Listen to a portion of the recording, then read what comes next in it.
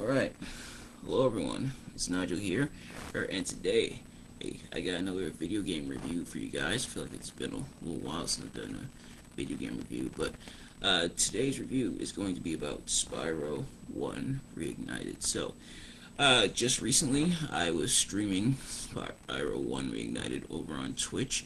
Follow me on there for the next time I live stream. The username is ndiddy19. So, go follow me on Twitch so you guys don't miss when I live stream. And I just want to say thank you all so much for anyone and everyone who showed up for the live stream for any of the nights. It took 6 nights, of course, one for each of the homeworlds of Spyro. So, if you showed up to watch me play or even just to say hi, I thank you so much.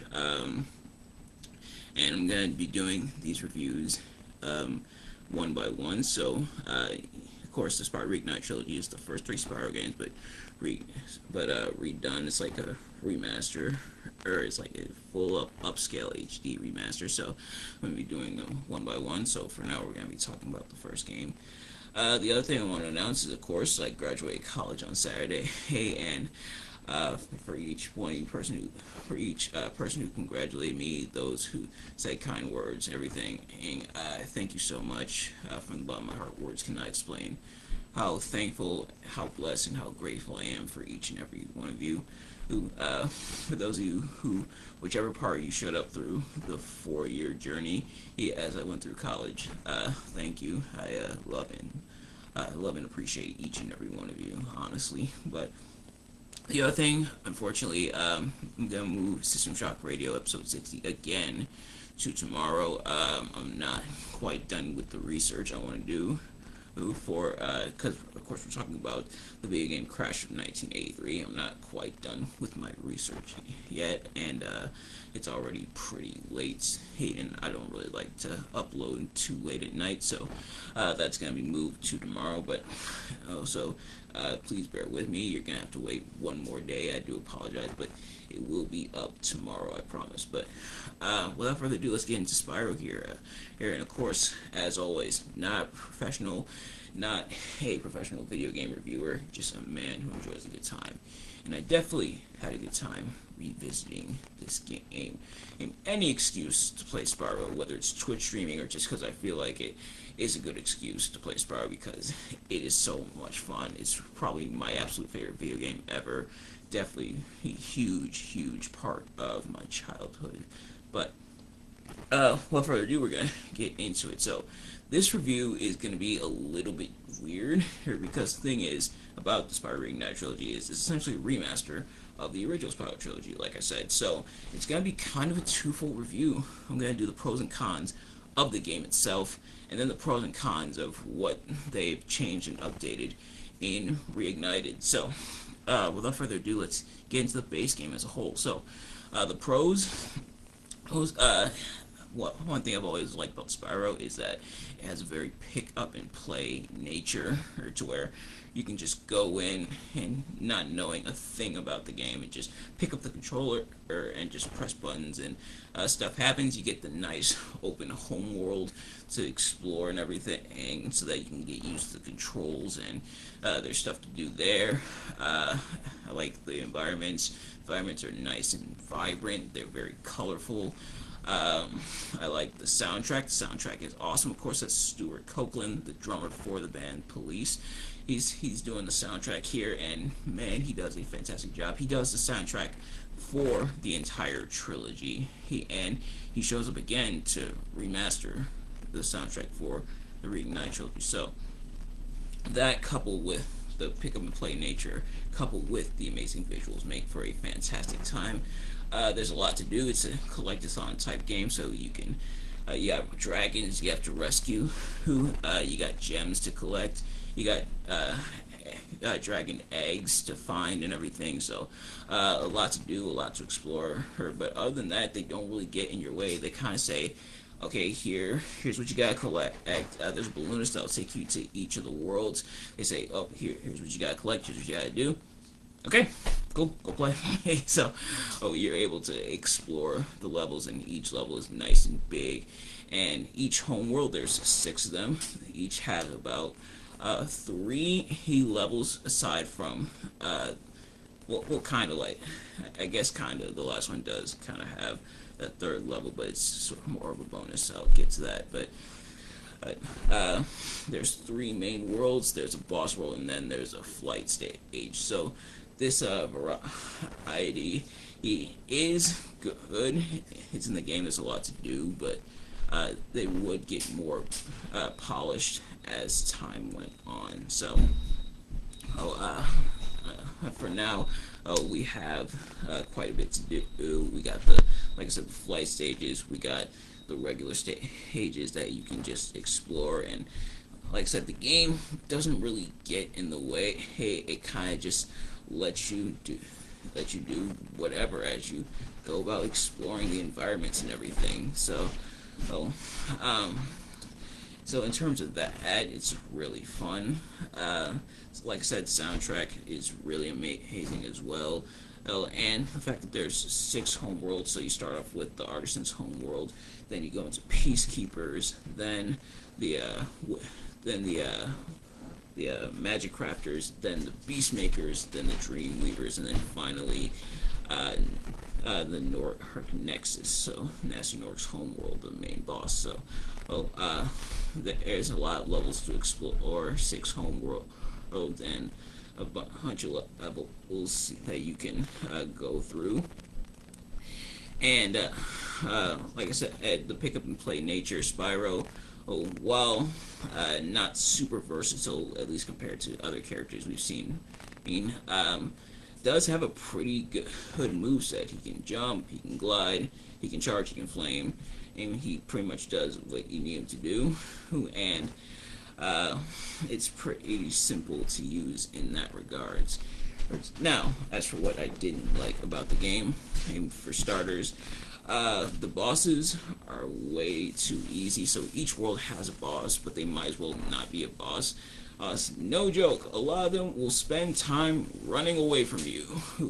You attack them and then they just run away from you. And they get a whole level dedicated to themselves, so you're probably gonna die to one of the other enemies, or probably even the stage environment. It's like falling into the pits or the water and everything, more than you're gonna die to these actual bosses.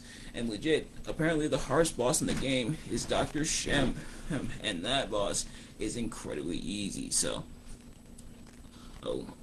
not really a whole lot of meat on the bones when it comes to the bosses, but what can you do? Is the first game. They're still trying to piece together everything and see what works and things like that, and so there's stuff they had to experiment with. But yeah, disappointing. Even the final boss, Nasty Nork, runs away from you as well. It's like, dude, what's going on? Like, hey, here we got this like big tough guy that you're supposed to be fighting, and then he runs away from you. You gotta collect keys from the egg thieves to lock the areas, and then you gotta chase after him. Like, dude, what?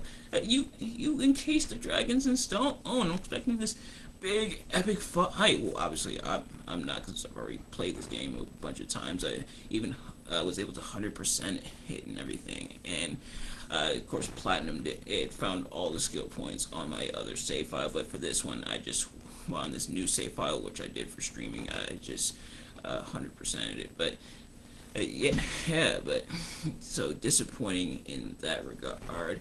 And Spyro is, like I said, is limited.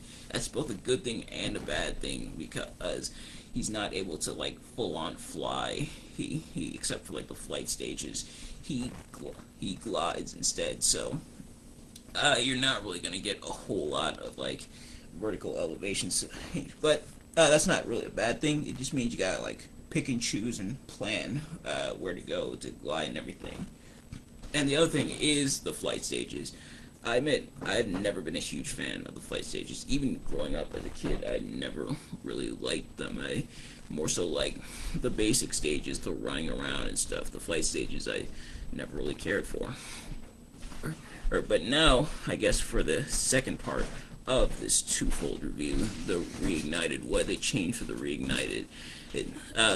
Some stuff got updated in Reignited for good and for bad. The good is that a lot of the characters do look and feel a lot more expressive and are a lot more animated and everything compared to their original design.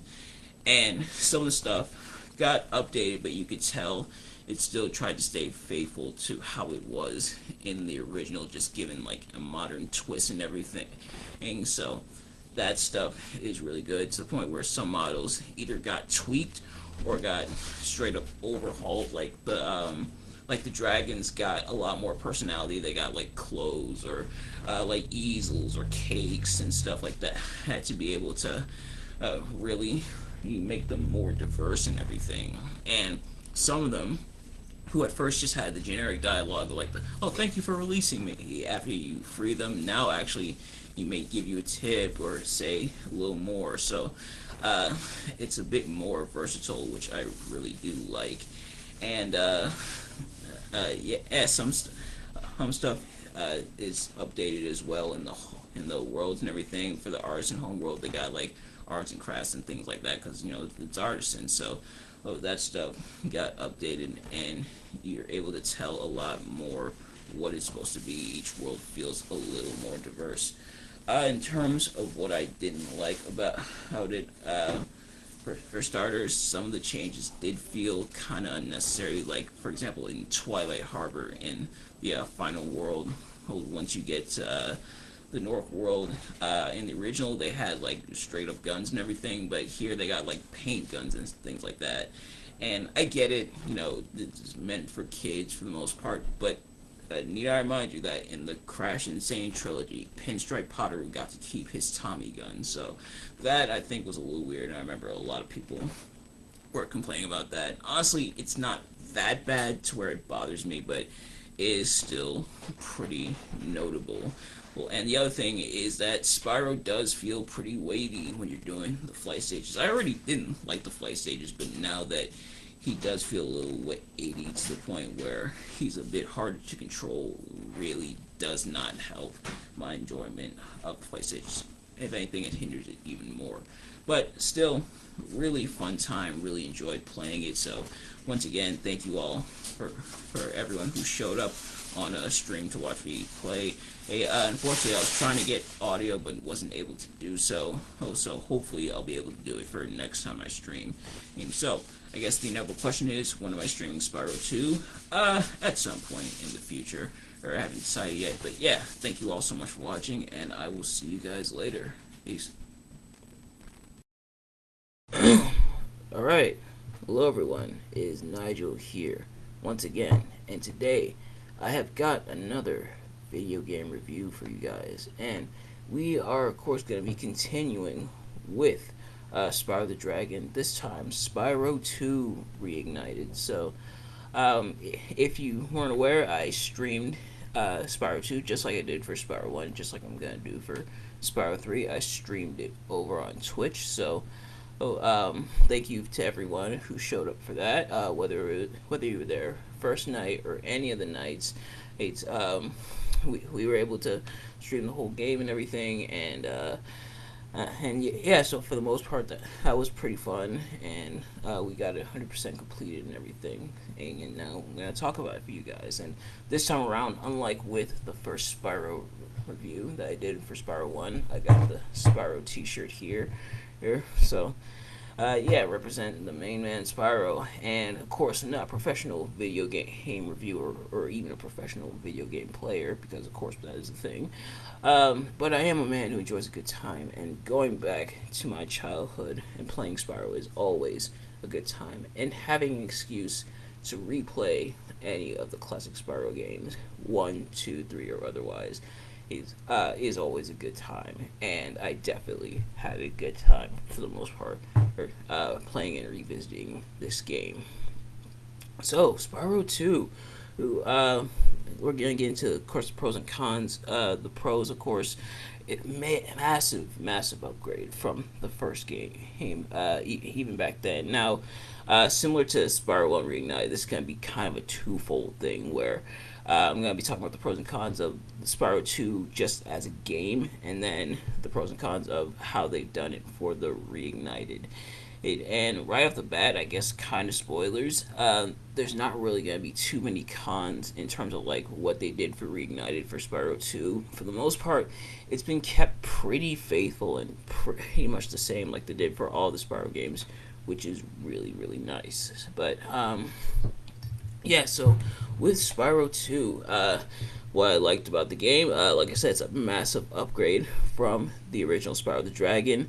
For starters, Spyro, while he does retain his moveset for the most part, now has a new move, the hover ability. So he's able to hover for a short time if you press the what they call the action button, but on PS4 it's the triangle button. So if you press the triangle button after your glide, you'll be able to like hover a little bit in place and be able to. It makes landing on the platform that you're gliding to a lot easier.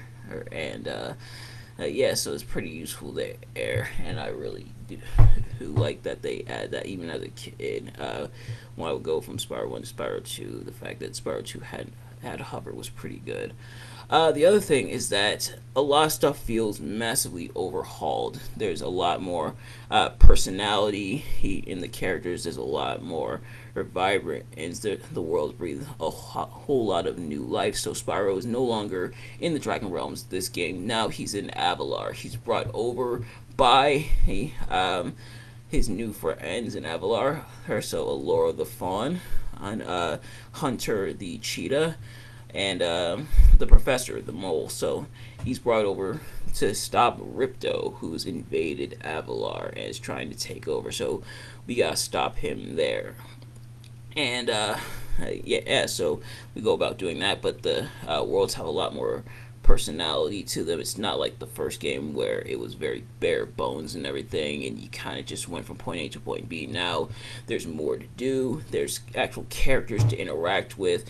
There's challenges that you can complete and everything.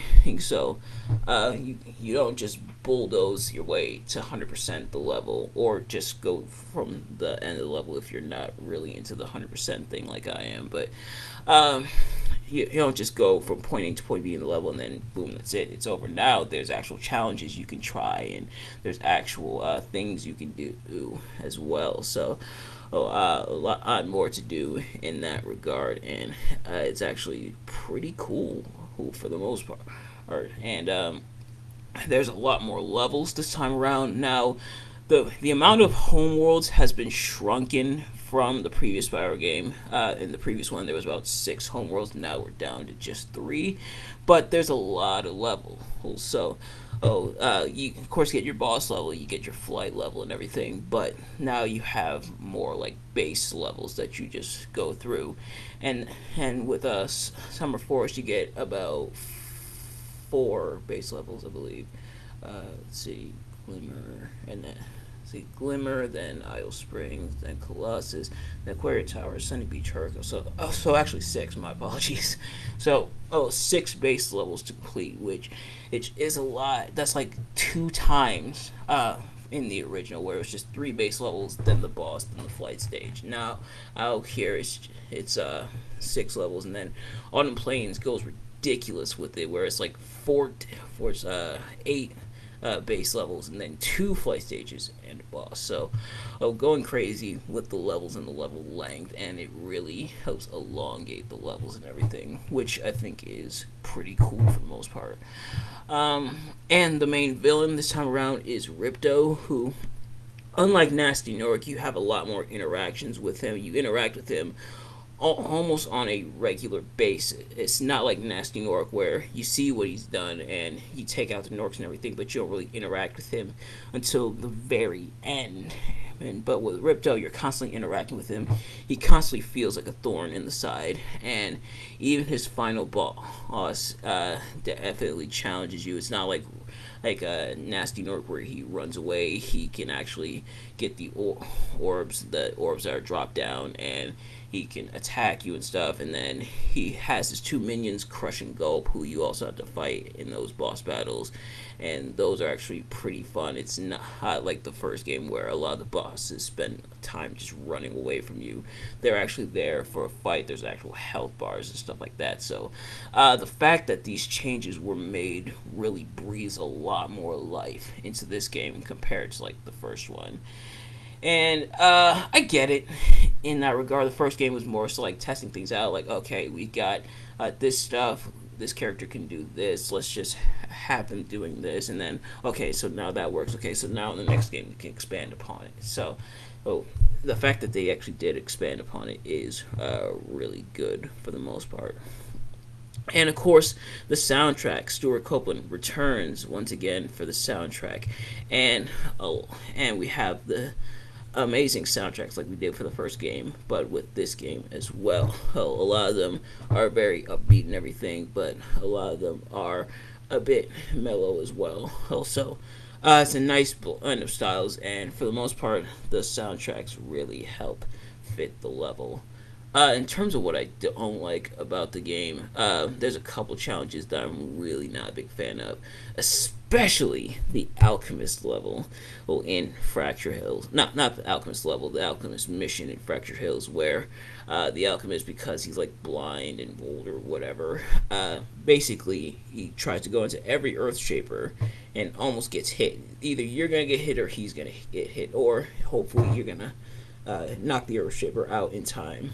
And of course, there's Moneybags. Now, Moneybags, I don't hate as much as I did when I was a kid, and I kind of get why he's there so that your gems have more value. Because in the first game, going back to the first game, in the first game, you kind of just collected the gems, and then that's about it. You just recover the stolen treasure, and you had to satisfy one balloonist so that you could progress.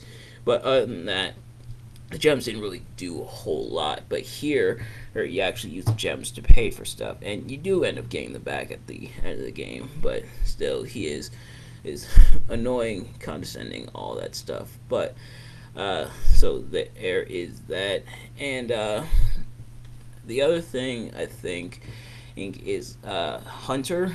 I feel like he gets in the way a lot of times where he's supposed to be like on our side, but he fails to stop Ripto a couple of times, and then he's like withholding orbs that we need to actually progress the game. And instead, he makes you do challenges and stuff to give you orbs. Like, Hunter, dude, I need the orbs to stop Ripto. You know, the guy who invaded your home world. Why are you withholding the orbs from me? But other than that, had a really solid game and everything. So now pros and cons when it comes to Reignited. Reignited for the most part is pretty faithful when it comes to scaling them up and everything, and breathing new life into the characters. A lot of stuff looks more textured and everything, and looks a lot more. It stands out a lot more in terms of that regard, where you could tell that they put a lot of effort into making it like it was in the original, but now just adding that extra like oomph to it. And of course, where the first game was more polygons and everything, because PS1 era and everything, here everything is a lot more, or looks a lot more textured and everything, and really shines a bit more, which is a very nice this change of pace. And even the flight stages, which is another pro, the flight stages here I think are a lot more enjoyable than in the first game. I like these a lot more than I did in the first game. So the flight stages in 2 are a lot better. In terms of like what I really didn't like that they did in Reignited, it is still, Spyro does still feel a little bit weighty when he's doing flight, but I think that's for all 3 games. But and honestly, it's not really that much. It's not really enough to bother me that much. But other than that, that's really about it. Oh, and the other thing I do have to also bring up is the actual hover mechanic that was in the original versus that's here now. Here now you get a lot more leeway, so you can actually hover and still make it to the platform. He like lunges forward a little bit, where in the first game, you kind of stood in place a little bit. But other than that, that's pretty good. Now, something I do have to bring up that was kind of a pro and a con is that because I have 100% save file for Spyro 2 already, I was able to get the permanent Super Flame. What I didn't know is that it carried over to the other save file that I made for streaming and everything. So I spent the whole game with the Super Flame. Now, on the one hand, it made stuff a lot easier. But the bad thing is, it made stuff a lot easier. I pretty much bulldozed through everything like I was '03 Triple H, but it kind of made things super easy. Like boss battles would be like done in seconds. The only one I didn't really do in like seconds and that still put up kind of a bit of a fight was Crush. Other than that, the rest I pretty much barreled through, and I admit I wasn't a big fan of that. It pretty much made it too easy. Now, I think the only way I would be able to do it legit is would be to delete my other save file, but I didn't quite want to do that. Thankfully, it won't be an issue. The permanent Super Flame is in Spyro 3, so when we go to stream that, we should be able to beat it legit. But with that being said, thank you all so much for watching my review. For the most part, really love the game and really love how they did Reignite for Spyro 2. And in terms of when we'll stream Spyro 3, probably in a few weeks or so. Oh, I am going to be streaming later on today because I'm actually going out and about. In fact, I'm actually going to be leaving in a few minutes to pick up the PlayStation camera, which should allow me to have my facial reactions and live reactions recorded for you guys so you can actually see them, so we can be able to do that. So as I'm testing that out later on today, I'll probably just stream like a random game like Street Fighter or something. But other than that, thank you all so much for watching, and I will see you guys later. Peace. Hello everyone, it is Nigel here once again, and this is going to be another review. So this is going to be a review of Spyro 3. So first things first, as always, I am not a professional. I am not a professional video game reviewer. I'm just a man who enjoys a good time, and I definitely had a good time revisiting Spyro 3 here. So I streamed Spyro 3, at least the Reignite version, over on Twitch, so follow me there. Here at the Ndiddy, I changed the name, so it's the Ndiddy, THEE_Ndiddy. So go follow me there, and then turn that bell on so you know when I go live and everything. But back to this game, it was pretty fun for the most part, aside from a few things, but we're going to get right into it. So, like the other Spyro games, this is going to be kind of a twofold review, because we're going to be mainly talking about the Reignited here. So, the first pro and con section is going to be about just Spyro, Spyro 3, Year of the Dragon as a game, just as a game, the pros and cons of it as a game. And then the second part is going to be the pros and cons of how they did it in the Reignited version, which kind of a spoiler, I guess, but they didn't really change much for Reignited, which isn't a bad thing, but they didn't really change much for Reignited. For the most part, things were kept pretty much the same, aside from a couple things, which we'll get into. So, starting off with the pros, I do like how a lot of Spyro's moveset is still there. You still have the head bash and the wall climb and the swimming ability that you had in Spyro 2 that you had to unlock and everything, and then you have it here in Spyro 3.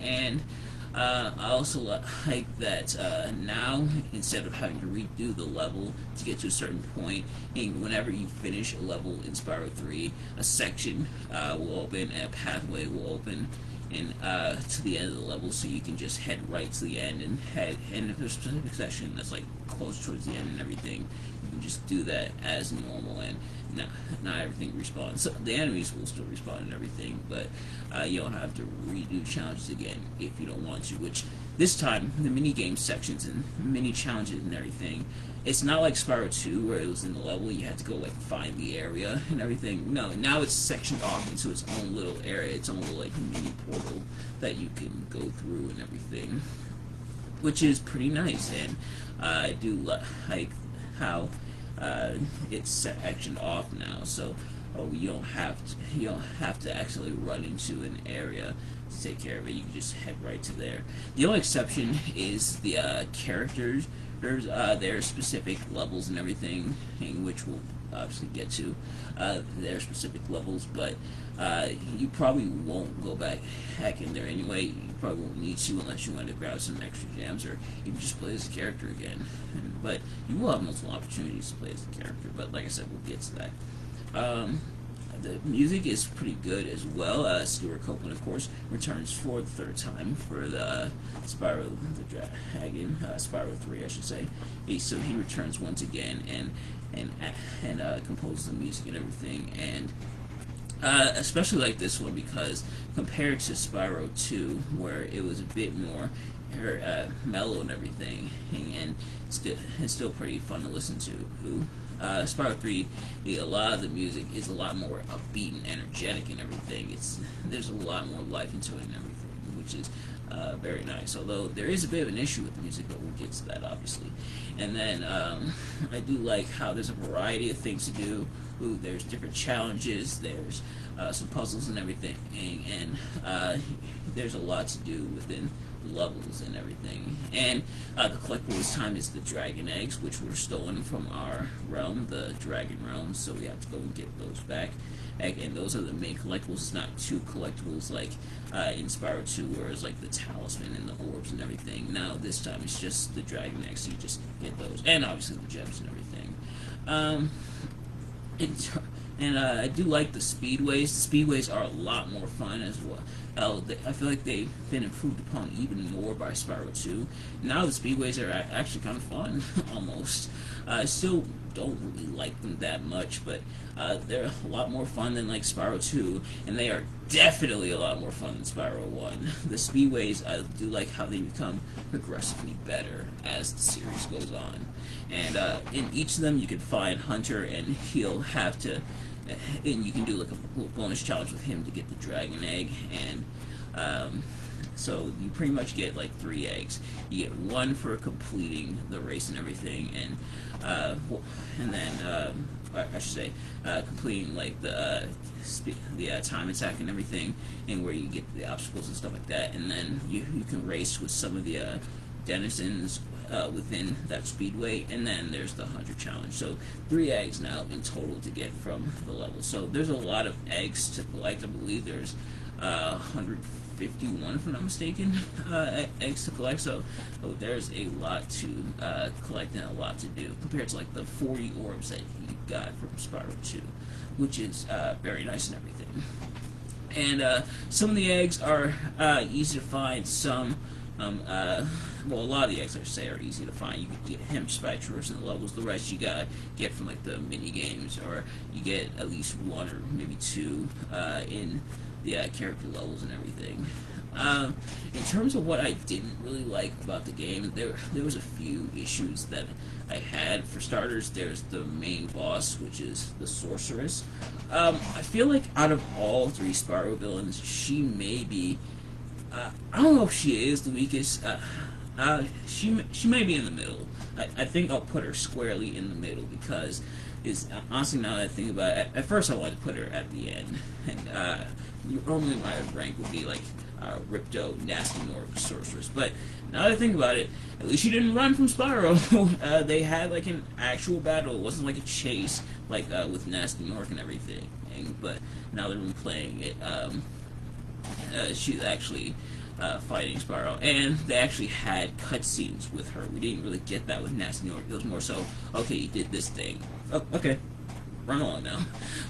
That's how they did in the first game, at least. But at least this time around, she has cutscenes where we see her doing villainous stuff. So that's nice, at least. But otherwise, she's kind of a forgettable villain, I feel like. And her methods make almost no sense. The fact that she wants the magic, she needs the magic from the dragons, and because the dragons used to live where the game takes place in the Forgotten Realms. but she's the one who banished them in the first place. Like, why'd you banish them then? If you need their magic, why did you banish them? And I also didn't like how her apprentice Bianca, who does come to our side and everything, didn't like how she was like, wait a minute, you're gonna kill the dragons? It's like, she's a villain. She's kidnapping. She's already kidnapping dragons. She had you kidnap the dragons and everything. And what'd you think? What'd you think was going on and everything? And like, did you really put it past her? But I do wish we got a little bit more from the sorceress. Her and Spyro do not interact at all throughout the game. At least when Spyro defeats Ness Nork, at least Spyro says something to Nork. He says, "You're toast, Nork," and then that's it. But her and Spyro have no interaction throughout the game, which does kind of suck. I can't lie, it definitely does kind of suck. And the other major issue is that the game was rushed. Spyro 3 was rushed, unfortunately. Sadly, it would not be the last time that rushed developments would plague the Spyro the Game series. Oh no siree. But the game, unfortunately, was rushed, and it was evident in a few things. One of the main things is the music. So, in the original version, a lot of the tracks weren't finished yet, so they either had to substitute them, for different tracks, pretty much. So, for example, with a lot of the Midnight Mountain levels had soundtracks from the Samurai Spring level, those levels. So a lot of them got reused, and a couple of them did fit, I will say, but a lot of them did sound out of place. But by the time we got the greatest hits version, a little bit later on down the line, we were given like brand new tracks and unique tracks for the levels and everything, and some of them weren't too unique. For example, what they did in the original for like Lost Fleet and Evening Lake is that they used the theme they would use in Super Bonus Round, but then when we got to Greatest Hits version, they actually just used like the Sheila's Alp theme, but instead they did a little remix of it and stuff like that, and they called it a day from there. But otherwise, a lot of the tracks ended up getting reused, and it really sounded out of place. Now, the Spyro version I grew up with the Greatest Hits version, and I didn't realize this at first. I think what my dad did when he bought the PlayStation and bought Spyro way back in the day, he probably bought the 3-pack of like the original trilogy of Spyro games for PS1. So he got the Greatest Hits versions of the games, like the final finished versions of the games and everything. But then, I actually learned about these track differences when I played the Spyro games ported to PS3. So when I got older and I wanted to play Spyro, once again, I got the ports that they had for PS3. And Spyro 1 and 2 were obviously fine and everything, but then Spyro 3, when I heard the tracks, I was like, wait a minute, that track doesn't belong there. What's that doing there? Is it some glitch or something? And then I looked online, and that's when I learned the lore behind, the missing tracks and the tracks that had replaced everything. And I was a bit shocked, I must say. But, BSMA, thankfully, what they did in Reignited is they gave us, the Greatest Hits tracks and, reignited them and everything, and gave us those versions, which is good. But Rush Development Kids, definitely not good. Definitely not good. But I'd rather have a delayed game and it be good, and instead of a game which rushed, which is bad. And I forgot who said it, but it said a delayed game is eventually good, a rushed game is forever bad. I forget who exactly said that, which is a bit ironic when you think about it, considering the Spyro Reignited trilogy ended up getting delayed. It was supposed to come out September 14th, I think, of 2018. It ended up releasing November 13th. No, it was supposed to come out September 21st. I remember because it was a couple weeks after Spider-Man, but then November 13th we ended up getting the Spyro Reignited trilogy. I pre-ordered it and everything, and thankfully I pre-ordered it after the date changed, so it didn't really affect me too much, but I imagine some people were probably upset by it. But at least it wasn't rushed, because it might have been bad. But in terms of Reignited, what they did, like I said, they didn't really change too much, and I do like that. And I guess that is the pro, is that they didn't really change too much. A lot of stuff was kept pretty much the same, which is good. Rush development aside, is still a pretty fun game for the most part. Aside from another con like the original, some of the mini games really did suck. For example, the Twin Dragons in Fireworks Factory, or both the actual little mini games they had in Haunted Tomb, both like the hovercraft one and the slide and everything. Which 90s games, they love their going through the rings, and they love their first-person shooters, and they love like slides and stuff like that. Between this and then another one in Crystal Islands, also in Midnight Mountain here in Spyro 3, and then also in Super Mario 64, that one had like I think 2 or 3 slides, but yeah, slides were popular, I guess, back in the day. But yeah, back to Reignited, a lot of stuff was kept pretty much the same, for better or for worse. In terms of what I didn't really like, what I think they messed up on, is some of the camera issues were, well, camera issues. For example, in Desert Ruins, there's a section where you're climbing up a ladder, but one of the enemies can spew flames that can heat up the ladder. So what happens is that the camera pans up, and you look up to see where the monster is and everything. And once you get to the top, you can take him out with the charge and everything.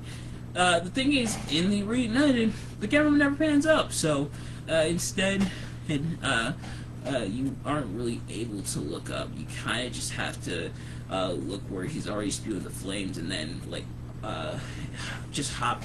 This is pretty much what I did. I like hopped willy-nilly back and forth between the ladders and pretty much just hoped for the best. And usually, like, if you flamed a certain area and the flame was like done and everything, I would just go on that ladder and everything. But otherwise, yeah, not good. They should have just had the camera pan up and everything, because that was the whole point of that. That's why they did it that way. When I was taken out, it looked really weird.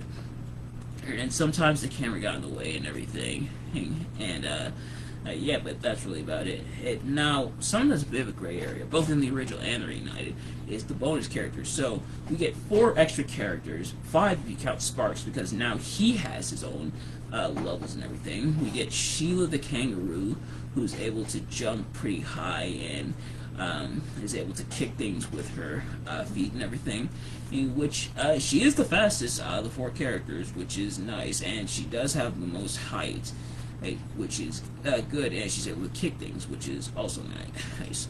Sergeant Bird, he's able to fly.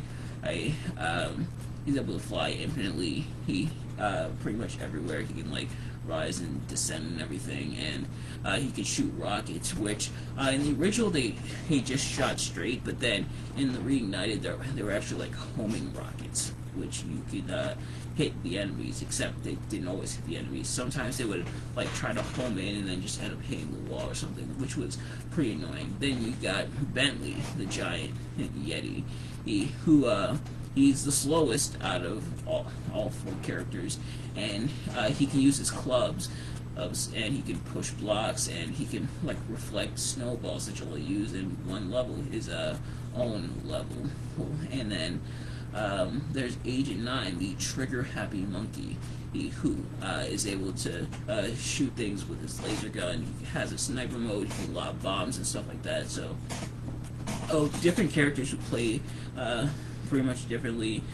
A lot of setbacks and drawbacks with them, but for the most part they're okay. And then Sparks, which he has like top-down shooter sections, and where you can go about in like little mini levels. It's usually not that many gems, it's usually only 1 egg, and then at the end of each section there's a boss you can fight as well. So there's that, and for the most part they did their job, and they were able to work okay within the game and everything. We would get more playable characters in the Spyro series as it went on, and some of these characters would reappear in later Spyro games, but that was about it for them in Spyro 3. But that is going to do it for this review. Thank you all so much for watching.